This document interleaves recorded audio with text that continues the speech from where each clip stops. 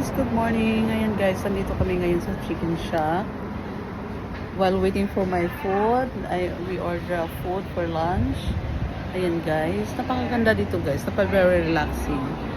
Dahil nga kailangan natin ngayon guys ng tanghalian. So ayan guys, nandito kami. While waiting for my food, ayan, papakita ko sa inyo guys. Ito yung chicken shack guys, oh. Ayan. So, kung gusto nyo nang kumain ng tanghalian, pwede kayo pumunta dito guys. Hindi naman mahal ang kanilang pagkain dito guys. Affordable naman.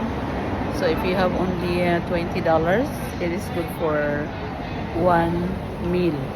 Ayan. I hope you like this place guys. It's very accessible.